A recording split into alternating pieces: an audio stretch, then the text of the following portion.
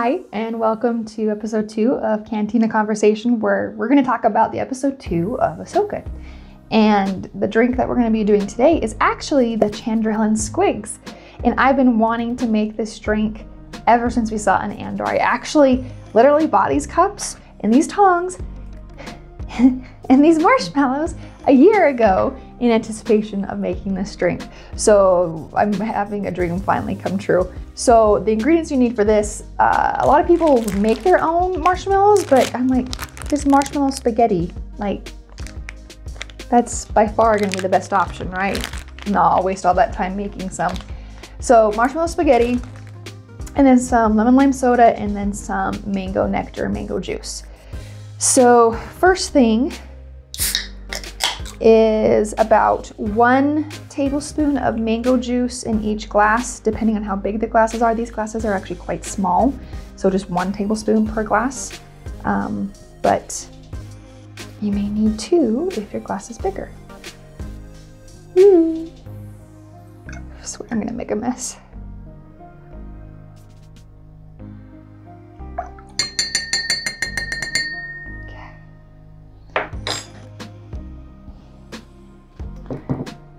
And then we'll top it off with some Sprite.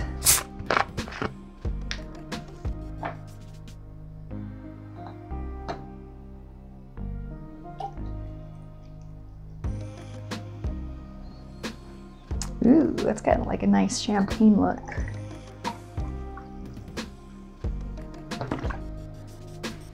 Yeah, that looks nice.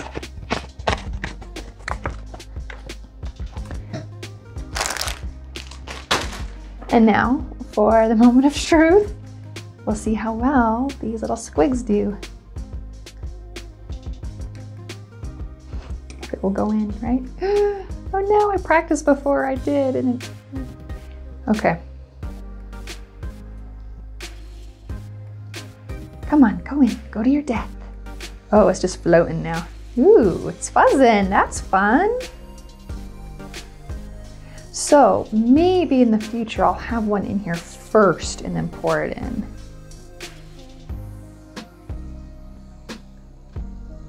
Yeah, I think that's gonna be the better option, have one in there first and then pour it in. Okay.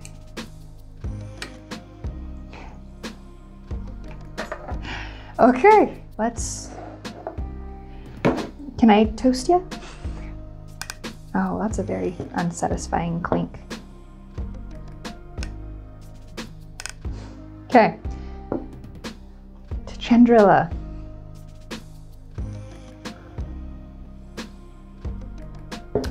Very tasty. Do I need to hold it at the top or the bottom? Is that, I need to watch the episode again and see the etiquette.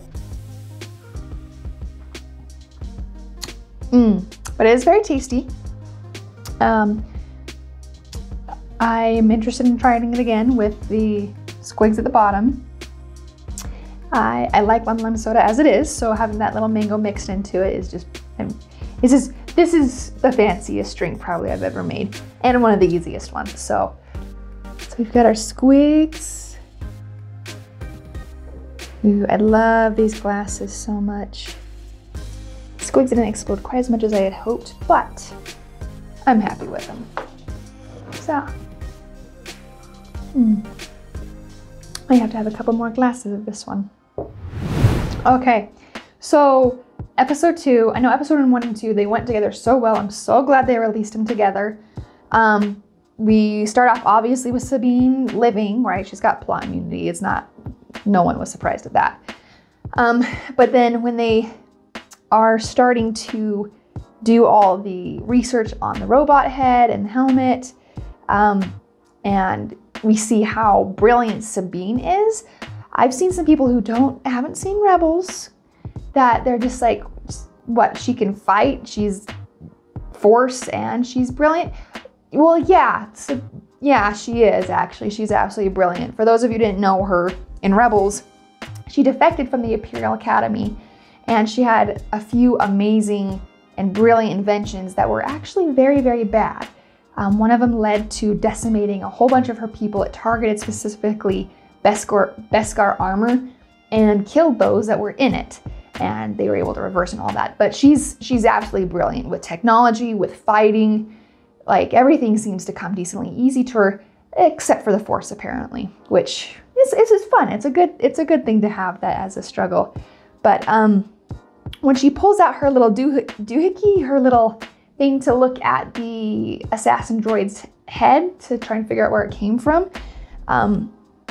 it's actually a toy. They modeled it off of, or it is a Galaxy Invader toy. And it was just so fun to see that be used on screen. They've done that for a few things. You guys are Star Wars fans, you know they like to reuse things, like the Gillette razor in Phantom Menace, how Qui-Gon's talking on a Gillette razor as his communicator. Yeah, it's fun. So they use that and find Corellia and go to Corellia. One of my absolute very favorite things is when Hera goes up to Weaver, you know, the businessman at Corellia who's wearing his New Republic pin and all official and whatnot. And she just completely pulls rank on him a couple times. Like, you want to bet? Or like, I'm a general. Nothing's classified to me. Yeah, that was brilliant. I love that so much. And how Weaver he's a weasel, right? He is. And I had a friend who actually said that the New Republic pin that he's wearing reminds her of current US politicians who always wear the little American flag pin on their lapel, just to show, you know, their dedication is to the United States and the citizens.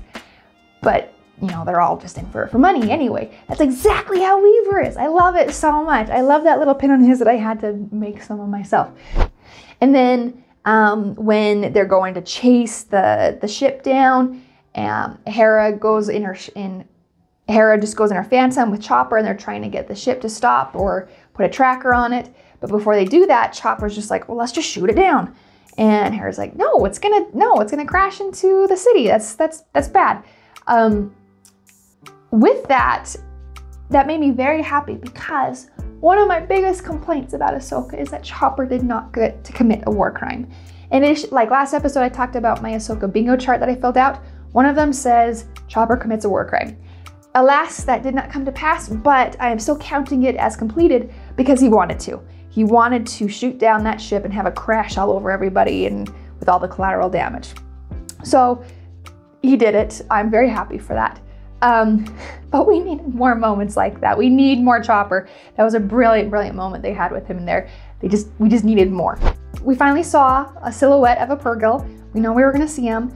I wanted to talk about with the Purrgil, actually, some moments that I had from Rebels.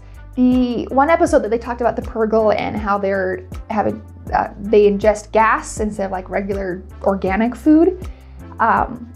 I considered it, and a lot of other people considered that episode filler. And I completely regret that now, because towards the end of the season, the Purrgil come back and Ezra has this amazing, you know, I guess I won't spoil it for those of you who haven't seen the end of season 4. There's an amazing moment with the Purrgil and Ezra, and that episode was absolutely needed.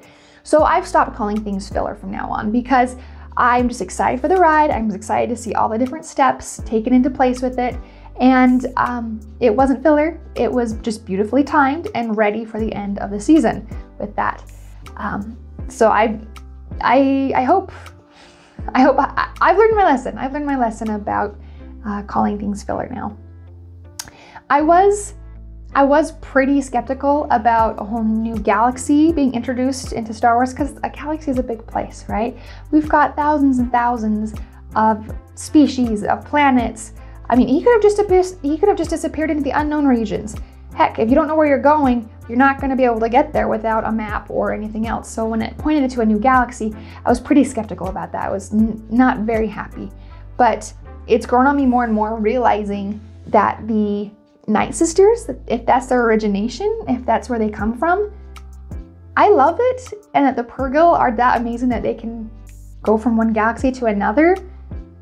I'm starting to love it a whole bunch, and seeing this connection that's there. Also, when Elsbeth says, "Thrawn calls to me," and you hear whispers, that's very obviously not Thrawn. Like, he has no powers or anything. And, you know, we know now, looking back at it, watching the whole of season 1, that it's obviously the other witches on Peridia that are calling to her in behalf of Thrawn. So I guess technically it is Thrawn, just using a different medium. But it's good to know now, because at first you're just like, Thrawn is calling to you? How is that even possible? I was quite skeptical and unsure about that. But give it time, everything comes through. Another thing on my bingo chart that I wish would have happened was I put Sabine graffitis something. And I mean, there wasn't very much Imperial property for her to do that to. So I understand why they didn't have that, but I wish we would have seen her in the act of doing something. We did see things that she did do, like she's drawn cute loth cats or like stormtrooper helmets all over Ezra's old room on her helmet, like those little icons. Oh, I love that so much. I need to replicate that and do it again. But those were her graffitis. I don't know if I can count that and cross it off, but I really want to. I was really sad that that didn't happen, that we didn't see her actually perform some sort of art. All she did was analyze art from that witch's temple. At the end of the season, at the end of that episode, we never went back to Lothal. And so I saw tons of people just like, what happened about the cat? What about the cat? Because Sabine left her loth cat and we didn't have any word on if it was gonna be okay or whatnot. My headcanon is that it was wild when Sabine found it, brought it in, just took care of it, but it would go off on its own. It would do its own thing like most cats do. But this one could completely take care of itself in the wild and would just come and hang out with Sabine and just enjoy the luxury of being domesticated, but could easily take care of itself. So I have no worries about Marley at all. Adorable as he is. I think it was a he. Correct me if I'm wrong, please. But again, had to make some more just like Marley because he's so stinking cute. I think the thing I'm gonna end on here is I've seen a lot of people complain about the slow pace of the episodes, and people did that at the beginning of Andor. People did that in a few filler episodes of Mandalorian.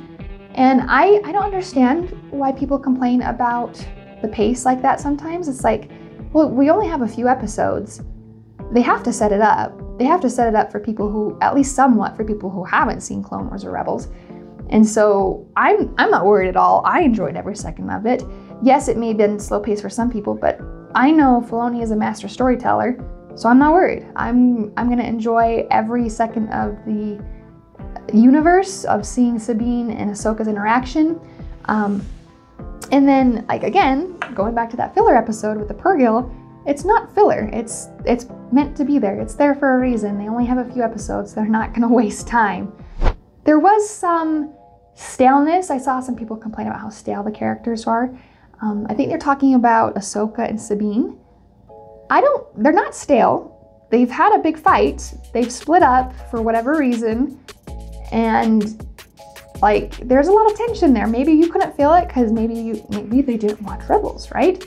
I don't know.